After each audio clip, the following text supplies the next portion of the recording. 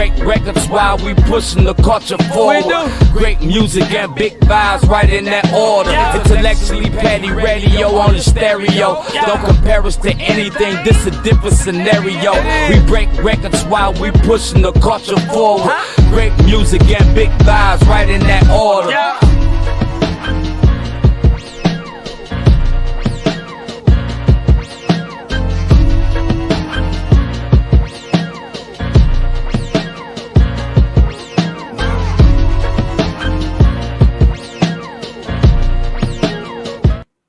And you are now tuned into another episode of Intellectually Petty Radio, brought to you by M3S3 Clothing. Men make moves and suckers stand still. And as always, on the mighty, mighty, mighty Nerd DJ Radio Network, you already know, man, we only rock with legends around here, week after week, day after day, year after year. And 2025 is starting off just how it's supposed to, with one of the greatest MCs to ever touch a microphone. We got Mr. Freeway in the building. How you doing, King? What's up, bro? I'm good. How about yourself? I'm doing all right, man. How's life? How's your family? Everything good. One day at a time. Alhamdulillah. I feel you on that one, man. I don't usually start off asking this question, but this is something just hit my spirit to ask you. This is something I ask everybody that comes on the show. You're sitting on a park bench, and God sits down next to you, and he or she says you can ask them one question. What would it be? Mm. I gotta see the difference with me. I talk to God all the time. I talk to God at least 5 times a day. I'm Muslim, so I got a great relationship with God. Mm-hmm. I talk to him all the time, but I don't know. I don't know, man. That's something that I really have to think about. Cause I like if you got, you know how they be asking people if would you take $500,000 or would you sit with Jay-Z? Like, you know what I'm saying? Imagine God right next to you. Like, you know, there's so many things that I probably would want to ask him. So that's a rough joint right there. Yo, man, you've had a life though, bruh. Like you have seen the peaks and valleys. Maybe unlike 99% of humanity, I would argue that you are proof that God exists. Most definitely. Most definitely. And I have seen proof in my life that God exists, you know, wholeheartedly. So it's not a doubt in my mind that God exists. I know that for a fact. Okay, let's lighten it up a little bit. Career wise, this is the first time you wrote a rhyme that you knew I'm that guy. Man, I probably was like 12. I've been doing this so long. And I've been so confident about, you know, about my talent. You know, I never felt like I couldn't make it. I always felt like I could make it, you know, and when I seen people like Beanie Siegel and Eve and the Roots and people that I could actually see and touch do Mm-hmm. it, then I really felt like I could do it, you know. How'd you meet Beanie Siegel? I met Beans at a club in Philly called Dances. It was like a rap battle. And he was on stage battling a couple people and I was in the crowd. And he pulled me up on stage and he thought I wanted to battle him, but I got on his side and started battling the people he was battling. And we built a rapport from there. Then a few months later, he signed with Rockefeller and he, you know, reached back out. That's some solid shit that you don't hear too often. Hmm. Okay, so you at home when you get the call that you about to get signed? Uh, I was in the streets, you know. I actually went to rap for Jay. Like, you Mm-hmm. know, I rap for Jay twice. I rap for Jay in Vegas at a Tyson fight, Tyson versus Bofa. But Jay didn't even remember that. Once I got signed to him, I was like, "Yo, you remember I rap for you at the Tyson fight?" He's like, "No, I don't remember that." And I feel him now. Now that I'm, you know, an artist, and you know, I mean, people we interact with on a daily basis. I feel him, like you know. But my old heads was tight with some people that was tight with him, and you know, I built a rapport with Bean, so we all went up there to rap for Jay. And when I started rapping, Jay ran out the room. He was super impressed. But I was on a run. I had a bench warrant for possession with attempted deliver. So I got back home in like a week. I got locked up. Then I had to sit down for a minute. And I was on house arrest. Beans was like, "When you get off house arrest, you're gonna be right with me." When I got off house arrest, I was right with him. Uh, 2000, I landed a verse on the Dynasty album, and the rest is history. What surprised you the most about success?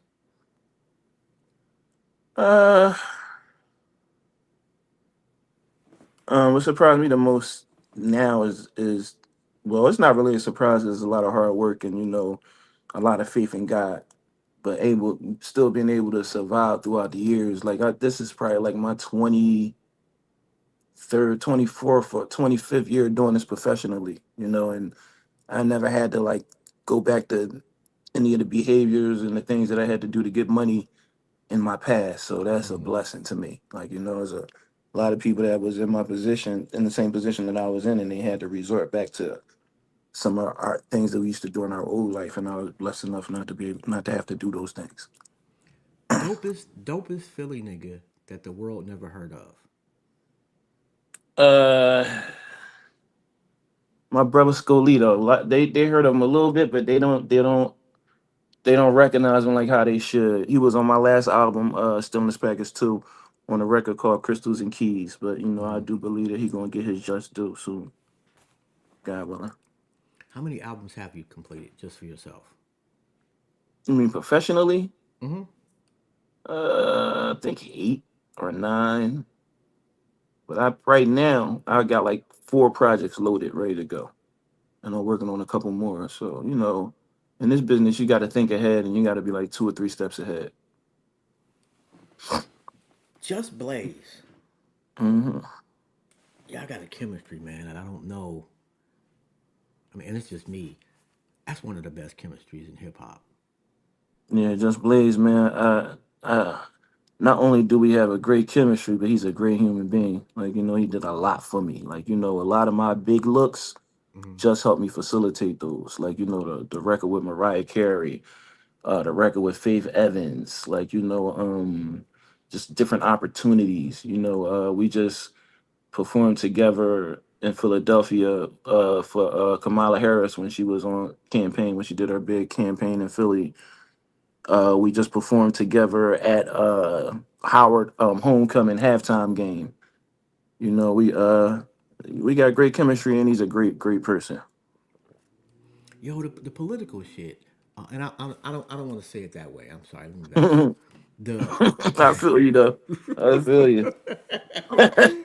but You kept it a bean. Like, ain't nothing wrong with that. I just don't want to diminish people's politics per se, Hmm. because there's a lot of rappers that I saw, especially in Detroit, to be quite honest, um, Hmm. that were actually promoting Trump Hmm. prior to the election. Good Hmm. move or a bad move to align yourself politically with one side or the other? I mean, the reason why I even started dealing with the whole political thing in the first place is um, I started dealing with the political thing when I was on dialysis. I did a campaign with Hillary Clinton because I was pushing for health care. Mm-hmm. But, when I was first diagnosed with high blood pressure and diabetes, I didn't have health care. So I was paying like thousands of dollars a month out of my pocket just for my medicine. And I was able to obtain some, some insurance of health care. But it's a lot of people that is in my position that wasn't able to do that. And in the country we live in, if you don't got health care and if you can't pay for your health care, you could die. They'll let you die. Like, you know what I'm saying? So I entered in the political field pushing for, fair health care for people. And then my son passed away in 2020 Mm-hmm. when Biden was on campaign, and we shared a similar experience of both losing our son. So he reached out to me, and I like really appreciated getting reached out to from the president. And every time we chopped it up, it was, a lot of people didn't understand why I was standing next to him, but we shared a similar experience that I don't wish on my worst enemy, and that's losing a son. Mm-hmm. And if you share that experience with somebody, you understand what I'm talking about, and we build a rapport from there. So, that's the reason why I was in a political field. I wasn't just doing it to make money or just, to particularly stand next to a certain candidate. So you were on dialysis for a few years, correct? Yes, for 4 years. they put the shunt in, and I don't know if people know.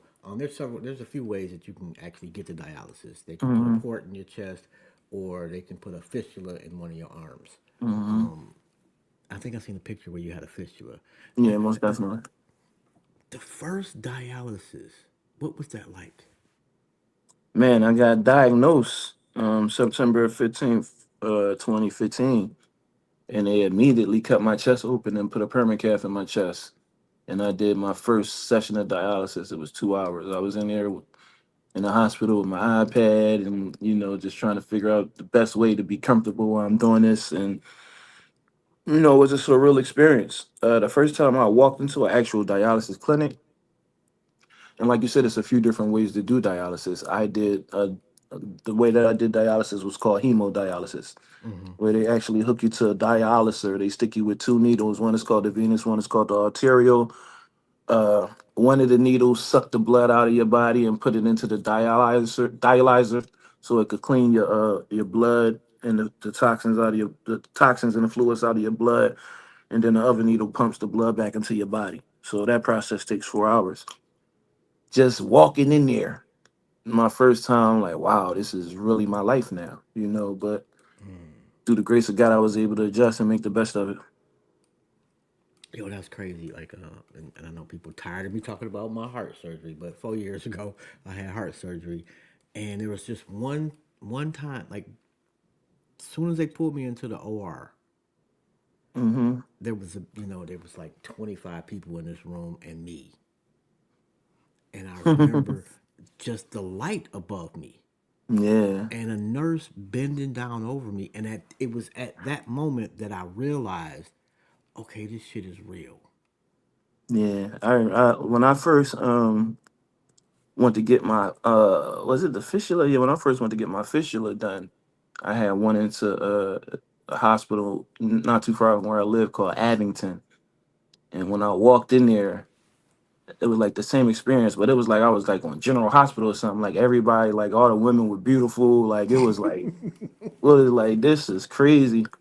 And then when I woke up from the surgery, it's like everybody wants your autograph. Like it was a crazy experience. But shout out to John Hopkins. That's where I actually got my actual kidney transplant at, and it was an amazing experience. I felt like I was the only patient in the hospital. They treated me great. So it was cool. It was pretty cool. You had the John Hopkins is one of the best hospitals on the planet. Most definitely. Yeah. So shout out to John Hopkins. Those that know, know. Oh, Yeah. who you listening to? Baltimore period. Baltimore has a special place in my heart. That's I just performed for the mayor. It was his second term, and I just performed probably like a month ago at his inaugurational ball. So and God willing, I do workforce certification programs in Philly. We about to bring some of the same workforce certification programs to Baltimore too. What So exactly is that? workforce certification is like we have phlebotomy, we have medical billing and coding, we have medical tech, we have audio visual engineering.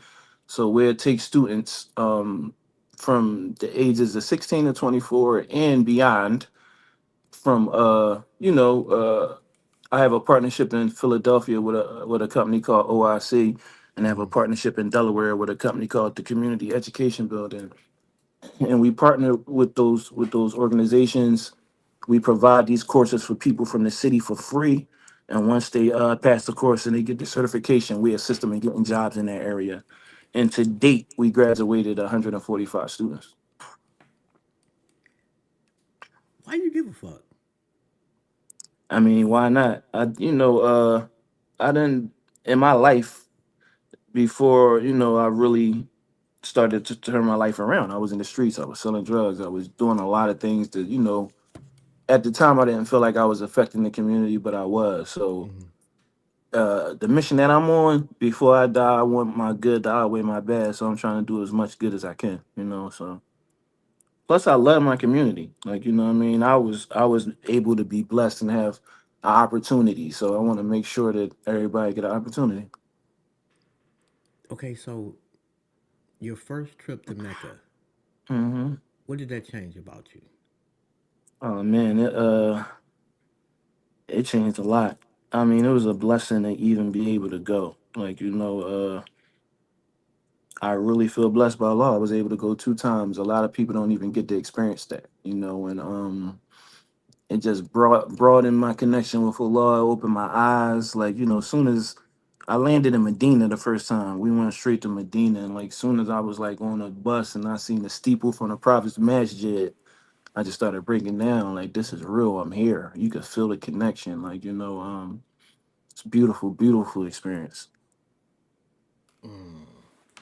Have you been like, did you convert to being a Muslim, or were you just Yeah, I raised took my Catholic? shahada when I was like 12 or 13. Like, in Philadelphia, it's a huge Islamic influence in the community because it's a lot of people that's Muslim, So I was always real religious. My mom was a Christian. My dad was a part of this thing called the Nation of the Kibbalan. So I always had you know, always knew God existed, but I didn't know the proper way to worship Him. Like, and when I found Islam, I knew that it was the truth. Okay, totally unrelated, because I got a little ADHD. You might, I don't know if there's anybody out there, anybody else out there who have a song with Jay Z and with 50 Cent. hmm What's similar about the two? I mean, they both incredible hustlers. They both incredible people. In their own perspectives. Um, they both give people opportunities. They both on top of their game and in a position where they could say fuck everybody else. It's all about me. But they both was able to give other people opportunities and give other people a chance to feed their family and provide other people with opportunities. And you got to respect that about both of them. I give you a magic wand, say you can go back and fix Rockefeller Records. Would you do it? Of course. we know, What we know, we know that magic wands don't exist, and those things is fairy tales. But if it was a situation like that, I would definitely try to go back and fix it. is there something that you looking back that you like? Okay, if X had happened, we would still be, a cohesive unit. I can't even think like that because I'm Muslim and I understand. I have a firm standing in whatever happens the way it's supposed to happen. It was written by Allah. Of course, when things don't go the way that we want them to go, sometimes it could be depressing. It could be sad. You could be angry. You have a bunch of different emotions, but when you have the realization that things are going to happen the way they're supposed to happen, and the only thing that can change them is sincere dua and a sincere prayer, and really asking God to help change the situation. When you have that understanding, it's hard to think like that. And like they was keeping a lot of that stuff under the kufi. Like towards the end, I started noticing like things, and Jay would say certain things to me, Dane would say certain things to me, but I was really just minding my business and trying my best to elevate. And at what point do you realize that okay, this is beyond the pale? What do I do next? So Lenny S came to Philly, and shout out to Lenny S. He another great human being, very honorable brother. Like anytime I call him, he pick up. You know, he's the glue to a lot of things. Like and I got a lot of love and respect for him.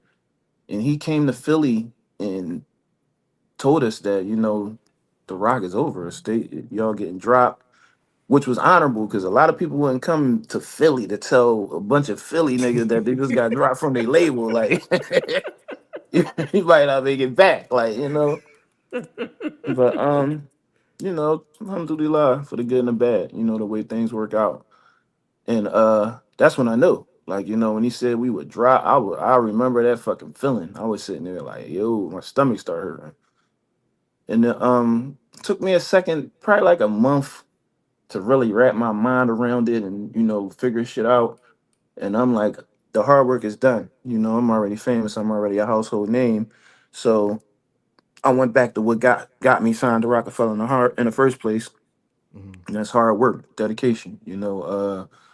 Dropped a bunch of independent projects. I did this thing called Month of Madness where I dropped a record every day for 31 days. On the 31st day, I dropped two records.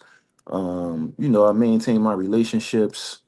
I was able to sign back with Rock Nation and drop a project called Think Free in 2018, which was a huge accomplishment for me because when we got dropped from Rockefeller, they said Jay could never sign anybody back that he dropped. And Mm. I guess they was just saying that because I was able to sign back. I mean, Jay wasn't just Jay at that point. You know, Yeah. he was Jay Z. It was Mm. complete. Shout out to Jay Z, man. Just the business acumen, Yeah, most just definitely. You gotta take your head off crazy. to him. Yeah. A lot of, he definitely had foresight, and a lot of the things the city was going to do, he did. Like we got a song called Rockefeller Billionaires where he broke the whole shit down for you back then, and now you see everything that he said coming to fruition. That's crazy. I'm watching the video. Oh, I can't remember the brother's name. But he was basically saying, be a man. Like if you say you're gonna do something, do it. Yeah, for And sure. I would say to Jay Z, I mean, I don't know the guy. But from the surface, it seems like the nigga stands on whatever he stands on. Yeah, for sure. Yep. As Biggest far as I disappointment, everything he told me he's going to do, he did for me. So biggest disappointment with the current state of hip hop. um. I can't even really say I'm disappointed. Like, everything changes, everything elevates, you know, it's different from when I first came into the business, but I'm not disappointed. You gotta adjust. What's better about this generation of hip hop than its forefathers? You can get more money. You definitely can make more money. These youngins is making way more, like, in the beginning of their careers, Yeah. they're making way more money than we did in the beginning of our careers. Like, the fact that you could press a button and your music could be everywhere and reached everywhere, like that's a blessing. Like, it's a blessing. What was the last project you put out? I just dropped a project in July called the Stimulus Package 2 with Jake One. Do you have a procedure as far as like, okay, like does the project just come together, or do you say this is, I want to do A through Z because of this? Like, do you have, what I'm saying, like, do you have I, kind of like I a the vision of way I how it should work, go? I record all the time. Like I'm about to go when I get finished talking to y'all, I got a session tonight. I gotta go Okay. to the studio. I work all the time, but when I'm putting a project together, I like to put a plan in front of it. Like, what I'm saying, okay, well, this is what we're gonna do, this is how we're gonna do it, and then execute. The best I feel like the best work I do is when it's executed and when I have a plan. Like. Top five Philly MCs, dead or alive. Black Thought, Beanie Siegel, PD Crack, um, EST, and Schoolie D. Schoolie D does not get the credit he deserves. Yeah, Schoolie D, single handedly, started gangster rap. A lot of people don't even know that gangster rap started in Philadelphia. And I can't remember the name of the song, PSK. because Ice T and love Ice T, but 6 in the Hmm. morning sounds eerily like that song. Yeah, most definitely. Ice T will tell you. You know. Uh, I've never heard that part, but yo, man, your man's was wilding back in the day. Oh, Hmm. shout out to Schoolie D. No, no, no, Will Smith. I mean, I take my head off to Will Smith for what he done and his accomplishments. He probably be number six to me for sure. He's definitely in the top 10. But I'm talking about, Will Smith is more than just a rapper. He accomplished so many other things.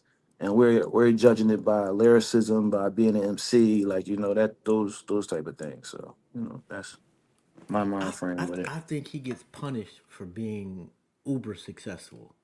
that we kind of don't look at him as an MC. We look at him as a conglomerate. Yeah, most definitely. I mean, I Yeah. don't think it's a punishment. Like, Not when you go to the bank. yeah, it's not a punishment. He's definitely a dope MC, but the type of music that I make, and the music that attracted me to hip hop in the Mhm. first place is the artist that I named. Like, I definitely got a lot of love for Will Smith, and I would love to do some work with him. Me and Jazzy Jeff got a great relationship. That's my brother. Like, but it is what it is. I was there an offer on the table that you said no to that you I as mean, when I far as a first, collaboration that maybe you should have said yes to? um, I remember, they wanted they wanted me and Beans to get on the grind and remix, and Beans ain't want to do it. I feel like that's Oh, something we could you have did that would have been kidding dope. me? Yeah. Yo, that would have been Hmm. this nigga Beans, man. Like, just from an MC standpoint, Hmm. that dude was god tier. He still is one of the dopest lyricists, like one of the best pens, especially out of Philadelphia, hip hop in general. Not too many people could go back and forth with Jay on the whole project and stand tall. Like, I just from a straight up artist standpoint, MC standpoint, if I got to pick between the two, and this is no hate or anything, but if I got to pick between the two, I'm picking Beans.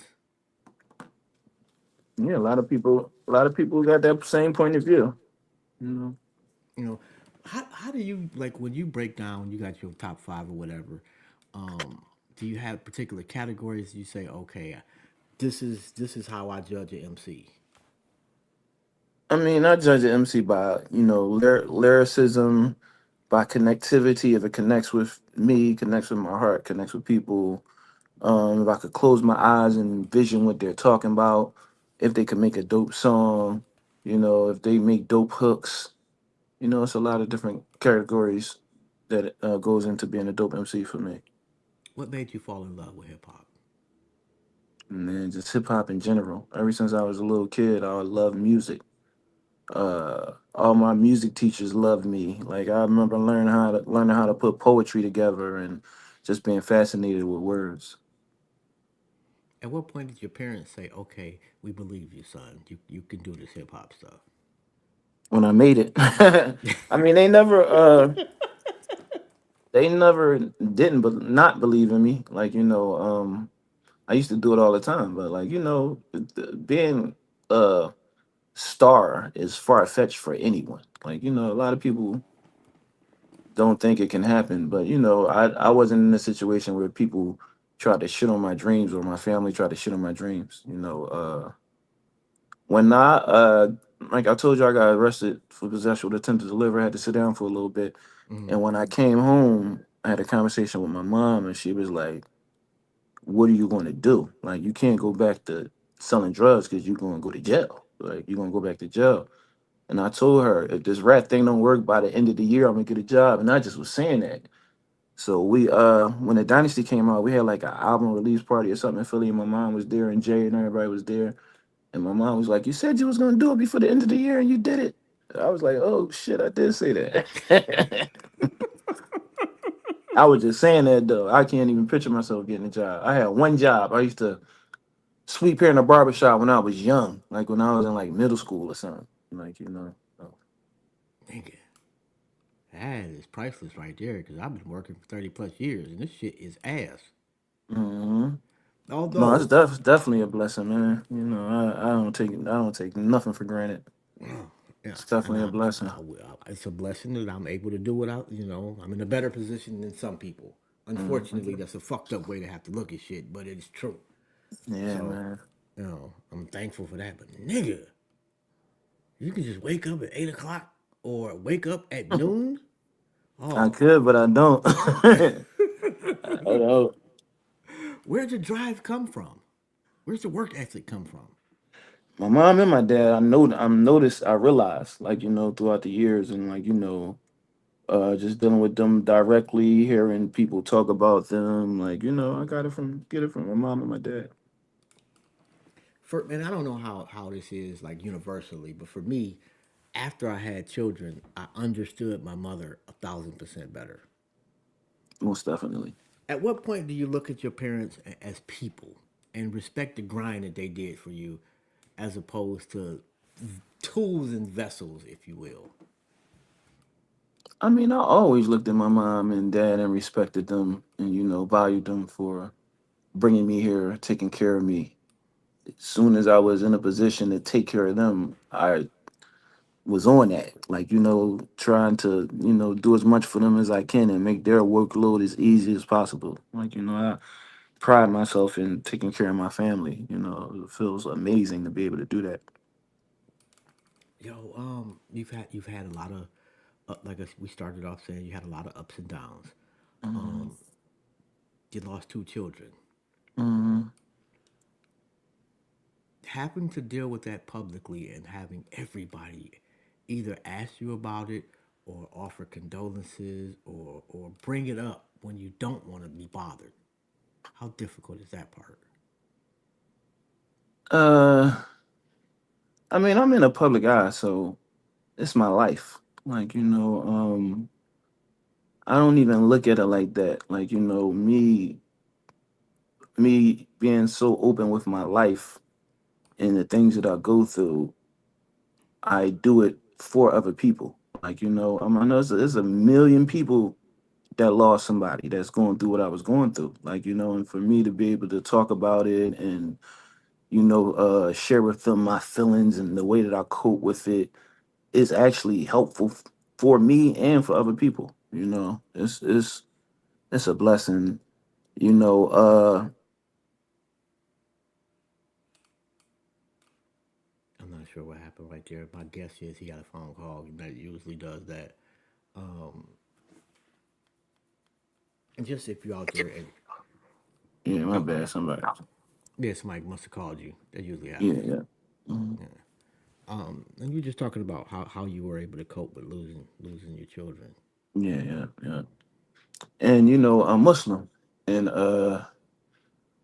we have a strong understanding that God's not gonna put nothing on us that we can't handle, and I live by that. And our prophet, peace be upon him, Prophet Muhammad, he lost six of his children and was able to, cope with it, and he's our example. Like, in Islam we believe that he's the best of mankind, and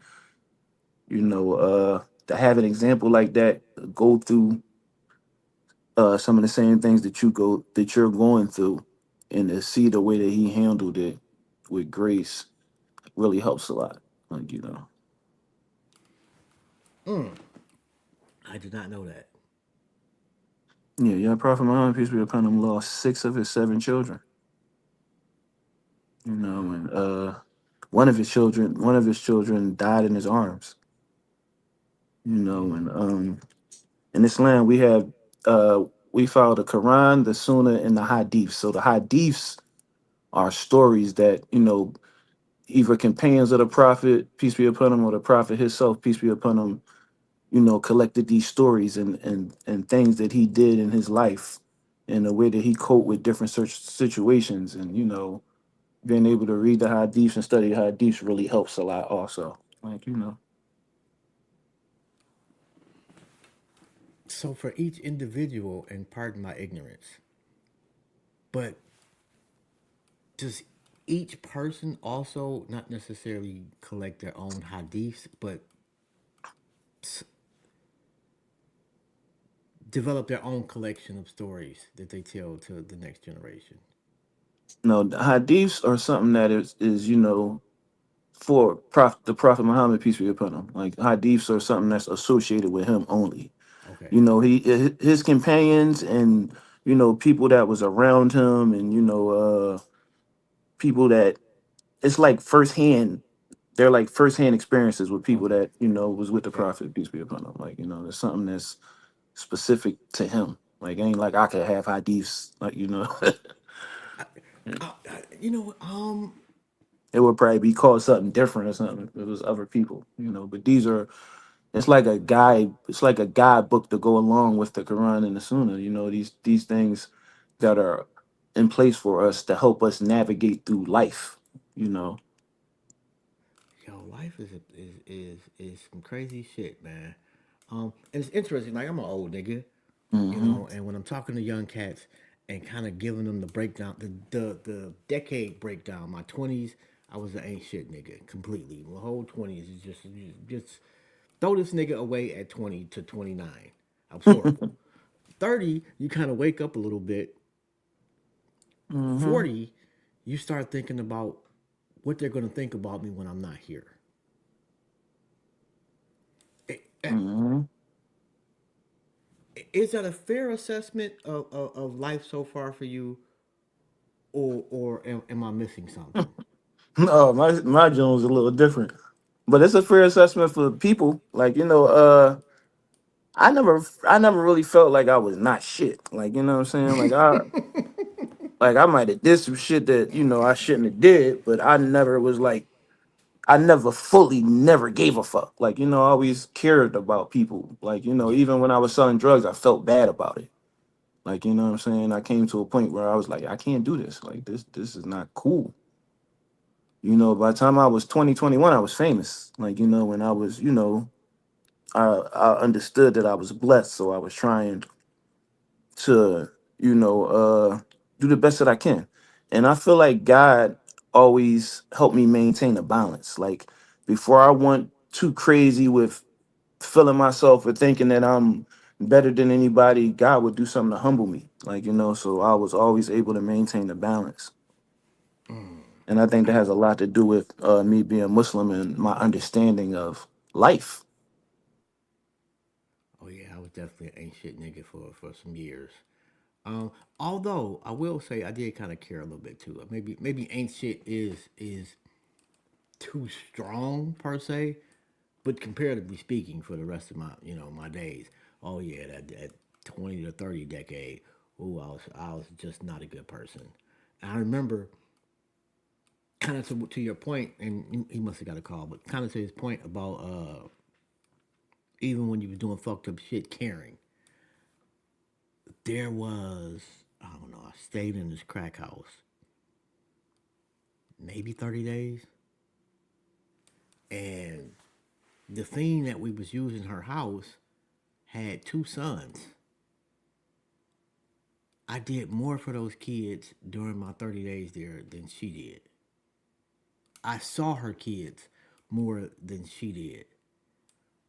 And I've never forgotten that experience. And I've always wondered how those two kids turned out because I always felt bad for them. They didn't change clothes literally a whole month. I don't recall them, and I'm not sure what happened. He did hang up, but I don't recall like her doing anything but trying to get high. And I blamed myself for the longest time. And then I blamed her specifically and only her. And the older I got, the more I realized that we were equally complicit in fucking over her kids for that month. And that's never went away. And I've always regretted that. Um, but anyway, I'm not sure if Freeway is coming back. I hope that he is. Oh, damn. There we go right there. We only got a few minutes left anyway. Yeah, we ain't got but a few minutes left anyway. I was just telling the people, man. Um, First off, I want to thank you for the honesty and for stopping by, man. This has truly been an honor, bro. It is. It You is. know, so I'm good, bro. I'm proud of you too. If nobody else told you today, Thank you. yeah, I don't think that we tell each other that enough. Especially black men don't tell that black man to black man. Yeah. Yeah. No, I appreciate it, man. What's your relationship with the mayor there? Oh, we that's my dog. I actually if you look on my page today, I posted last year today. I performed at her inauguration party that she had when she was in office. And we got a lot of initiatives that we're trying to do together. Like we're trying to expand the workforce development work that I'm doing. She's doing an amazing job in Philly We had 266 homicides in 2024, which is down by 35%. And we haven't had this low homicide rate since 2014. So she's really doing an amazing job in Philadelphia. And she's a black woman. So we supporting her 100%. Did you see this freeway when you were 20? Nah, man, I really didn't. Like, and it's a blessing, man. That's why I say all the time we was able to take lemons and turn them into lemonade. When I was diagnosed with kidney failure, people was telling me, you can't even tell nobody. Like, people wanted me to hide it from the world. And I felt horrible about that because it happened to me. And I know it could happen to so many of my fans and people in general could just not even having the knowledge. So it was important for me to spread the knowledge. And, today I have some amazing partnerships with some great companies. We're able to help a lot of people, like, the workforce development programs that I'm doing, just seeing some of these students graduate and being able to pursue their dreams means a lot to me. Like, it really does a lot for my heart, and it's a blessing. I could have lost two kids, my dad, and been fucked up out here. Like, what I'm saying? I'm able to, make moves. I'm able to elevate. In Islam, it's a saying, with every difficulty comes ease. Like, when Hmm. we're able to take these situations and learn from them, and try to make the best out of them, try to help as many people as we can, and God willing, it'll count when it's really time for it to count. Yo, and I was telling the story when you taking your phone call about when I was younger and I lived in this crack house for a month. Hmm. You know, I used to work in the crack house, well, so. when I say living it, that just makes me feel better to say that. But Hmm. I was working in that motherfucker for a month, Hmm. and how I damn near lived in there. When I got locked up, uh, well, possession with intent to deliver, they actually came inside the crack house and got me. And when I went to court, they said that they didn't have a warrant for the crack to come in the crack house. So they was like, yeah, we seen them selling drugs and outside on the streets. And like I'm like, these motherfuckers is lying. Like, that's my first experience with the law lying on you, and cops have actually lied to they do anything to get you locked up. I was like, yeah, damn, this shit ain't fair. Like, they ain't even telling the truth. yeah, it doesn't seem like that's gonna change. Hmm. You know, but what ended up happening is that the lady's house that we were using, like I actually did more for her two kids for that month than she did. Hmm. And it always is still to this day. I regret that experience, and it makes me, like Yeah, I that's feel crazy. bad for those kids.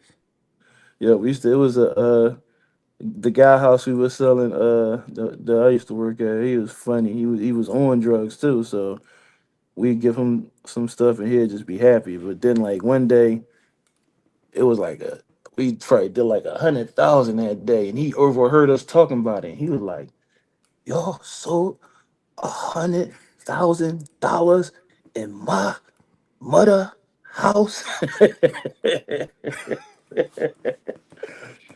Yeah, it was crazy, yo. Those experiences, man. But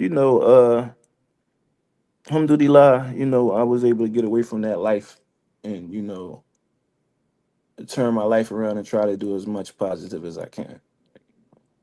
Yo, man, I can't possibly thank you enough for this interaction. It's been a dope ass conversation, bro. Thank you, bro. And you are truly appreciated. More, not the MCing part is, nigga, you dope. Thank you, bro. No, I appreciate it, man. But You're the pretty life cool part, yourself nigga. from, from the interview. Oh, I You appreciate know? that, but nigga, but the Mhm. life part, bro, like you are a testament to strength. Yeah, man. So When you put in these positions, you gonna either stand tall or fold. Like, and I ain't trying to fold. So. I'm still, like I have my moments where I'm still angry with God about my mother. Yeah, that's why you should look into Islam, man. That's the beauty of Islam, man. I could never be angry at God. Like, I understand I understand what's going on. Like, and I understand everybody. Eventually, like, in Islam, when we bury our people that passed away, we wash them, we wrap them, we place them in the grave ourselves. So we have a connection with them. Like we realize that eventually that's gonna be us. So, you know, um, we get a lesson from it. And we understand that, we don't even like our we don't own we don't own nothing. I don't own this shirt on my back, this house that I'm in, like, the nice cars I got outside. Like, if I pass away right now, the, somebody's gonna get the car, somebody's gonna get the house. I'm not gonna be able to take none of this stuff with me. Like, Yeah. only thing we're able to take with us is our deeds. Our good deeds, our bad deeds. Only thing that we could leave behind is, things we leave behind, things that can help us in the next life, like libraries and things that people can learn from, and whatever legacy that you left on this earth that's going to benefit people. Those are things that can help you, but everything else is irrelevant. Like, when you realize that it's better for you, like, and I can never be mad at God. Like, like I told you, our prophet, peace be upon him, lost six of his children, and we look at him like the best of mankind. So if it happens to him, how can I be mad at God for it happening to me? Like, who am I? Like, is you feel bad for losing your mom, but somebody lost their mom while we right now on this interview. People lost their mom.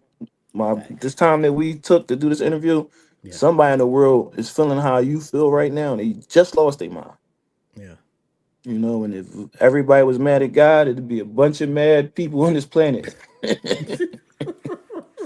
For real, it's something that we can't avoid. Like, that's something that's unavoidable. Like, and then when you have things that are not natural, like losing children, like Yeah. nobody expects to bury their children. Like, what I'm Yeah. saying? So can you imagine how that felt? Like when is man, listen. And if I had that mind frame that I was mad at God, I would be very upset. I probably wouldn't be able to do this interview right now. I'd be so mad. Like, you understand? So, Mm-hmm. You know what? I kind of needed to hear that. So I mhm. appreciate you for that wisdom. That sounds good, On that man. note, man, I'm gonna let you go. I know you got shit to do. This has Hmm. been an honor and a privilege. I'm not I sure got if there's people to any. doing things to see. I'm not mad at that. I'm about to just go upstairs for a little bit. But we do got Lady Luck coming up at 7 o'clock. In case you Yeah, were shout looking out for Lady that. Luck. Lot of love, respect for Lady Luck. Jersey. One more question from Tis the season, and then we out. I have to ask, how was 1-900 Hustler made? And that was a fun record to do. And is Hmm. there more verses that we never heard? 1-900 Hustler. I was at that time. I was just in the studio around. Like I was got out of jail not too long ago.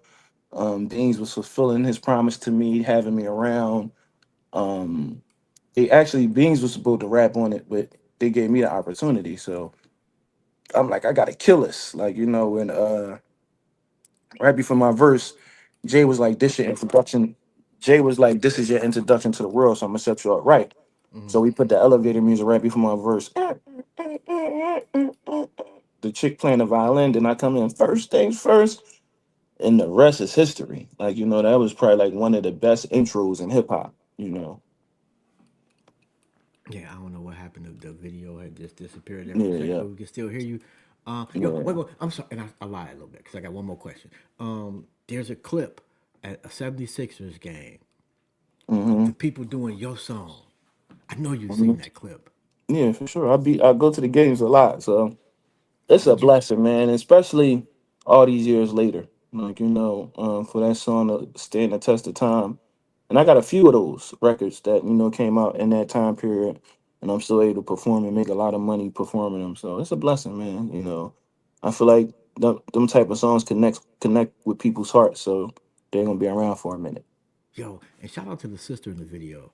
Yeah, That yeah. was the, oh She my actually god. from my hood, man, so it's dope to see her get that light. Yeah, that shit was crazy, man. I felt Hmm. her feeling you. Anyway, on that note, Hmm. man, I'm gonna let you go. You have a phenomenal evening on purpose, Me man. too. Yeah. I'm not sure if there's anything I can do for you, but if there is, please let me know and I got you. Yeah, I appreciate you, bro. Love. No Thanks doubt, for man. having me. Oh, it was an honor, man. Have a good one. You too. Yo, I don't know if you heard, but I got Lady Luck coming on at 7 o'clock. Shout out to everybody that tapped in. Please do not forget to like, share, and subscribe. The resume is unlike your favorite podcast. We crazy over here. We only rock with legends day after day and year after year. And today is absolutely no exception. I am Jobs. I'm your host of Intellectually Petty Radio, and I'm out. Oops. Bam. Nah.